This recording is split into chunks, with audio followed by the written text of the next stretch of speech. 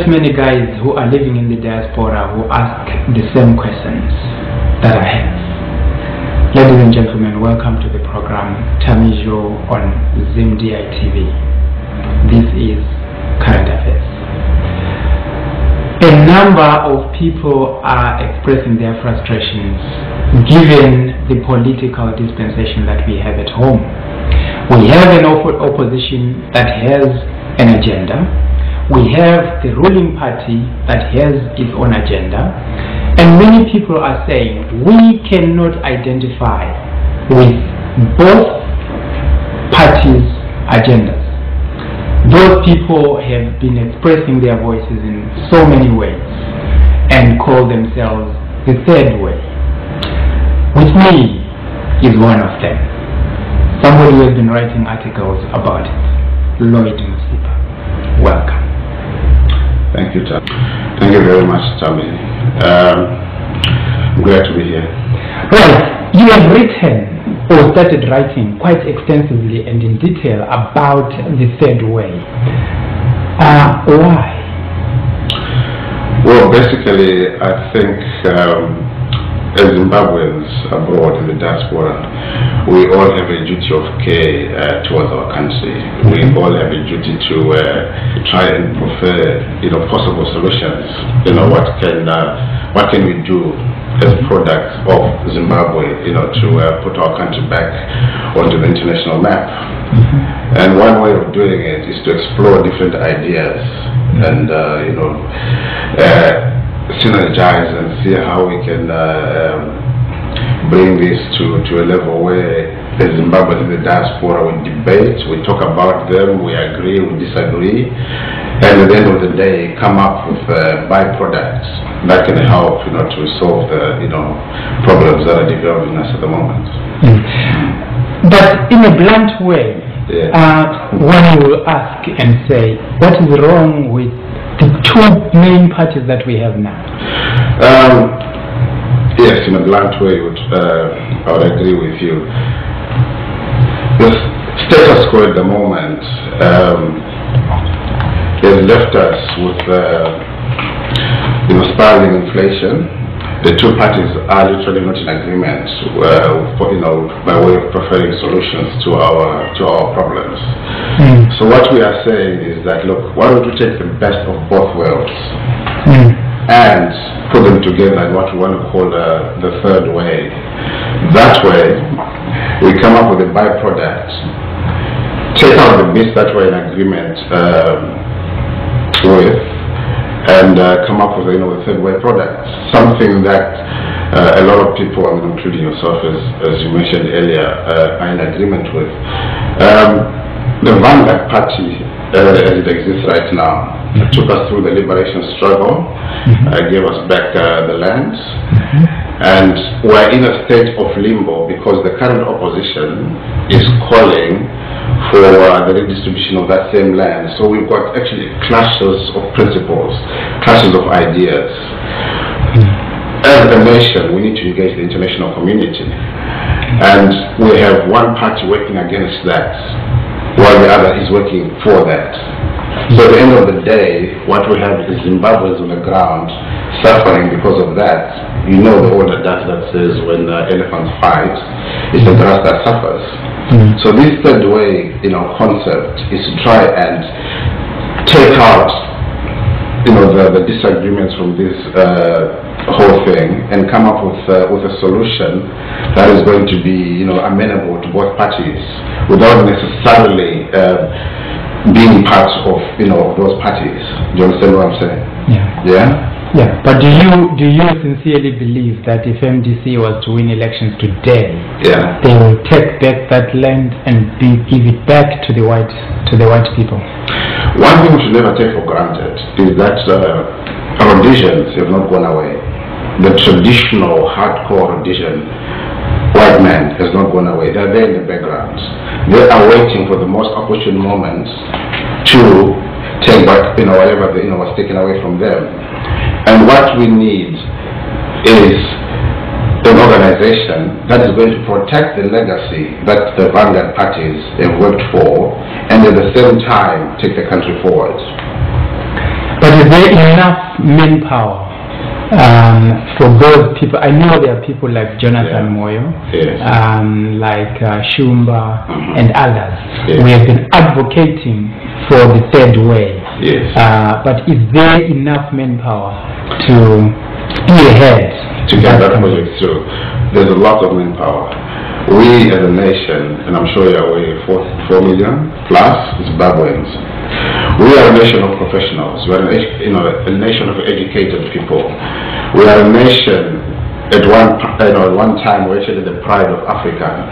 If you remember, even at independence, we had the most educated cabinet in the whole of Africa. So don't take Zimbabweans for granted. We are in a position to carry that project through. Zimbabweans are the most resilient of people, probably the most educated in Africa, the way I look at it. And if we pool resources together, whether financial, whether intellectual, we can actually, carry this through. I'll give you a working example. The Zimbabwean parties started off in the 60s, right? Nobody, you included, can say you never benefited from ZANU-PF. We own it. We are products of ZANU, right? ZANU has been working since the 60s to date to try and bring back Zimbabwe to us, deliver Zimbabwe back into our hands. Right? We are at a stage where we are saying, look, that struggle has to be carried forward. Alright? We have the opposition saying, look, no, we want change. Now the issue is, if you ask the question, it begs the question, change to what? What is it that they want to change? They want to distribute the land. That's one of the things they want. To who? Right? Zimbabweans are outside the country. Right? So who are we going to give the land to? Because the Zimbabweans in Zimbabwe have been given the land. Right? I have not come across a document, spelling out the economic fundamentals of the current opposition, what they intend to do once they achieve that change. Right? So what they are simply saying is we want change for change's sake. Now, we cannot have that, because what we are saying is that the Zimbabwean parties fought a battle up to a certain point. And the current opposition is saying they want a change. But because the opposition is identified as a Western puppet, there's no smoke without fire. There must be something there. Right?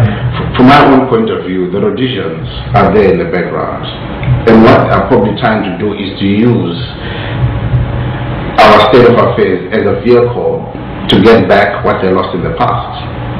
But someone will say the economy is down to its knees. Okay. The people are suffering like never before. Yes. They are testing the will of the people, and what the people want now is something that can get them back to where you live your life, the way you do, or the way you used to do. Go to school, do the things you want to do at the time you want to do them. Yes. Go to hospital and get some medication. Yeah, I agree with you. The situation is that bad, and the question is, how do we get back to where it should have been? If you ask yourself the question why, to date, the same people you're talking about have not rebelled against the status quo, why they've not taken up other means of trying to get back the country to normalcy, as you would put it. You must realize that the people on the ground in Zimbabwe actually believe in the cause, the land revolution. They believe in that cause. Now, the suffering which people are going through is a result of a combination of a lot of factors, including the smart sanctions that are in place now. Those actually have a direct impact on what's happening in Zimbabwe. Zimbabweans generally live a subsistence life, right?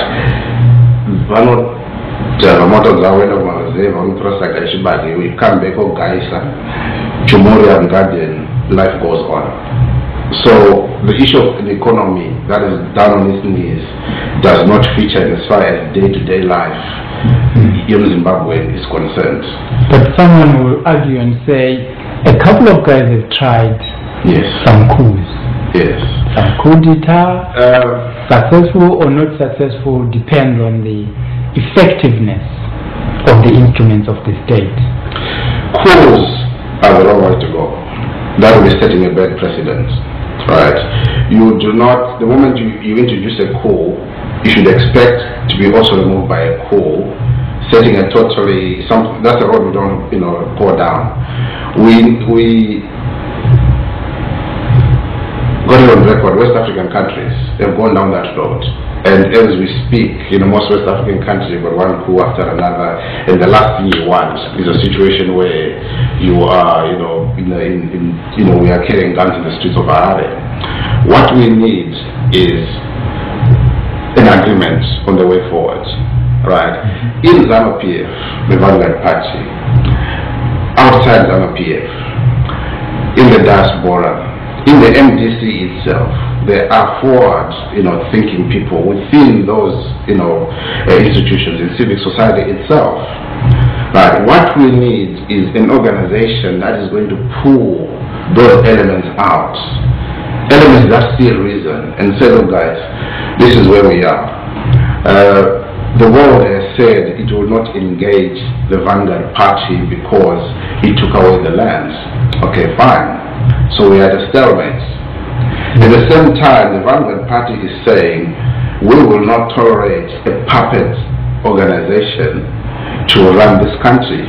Another stalemate. Right? Who's suffering? As you put it, the people of Zimbabwe.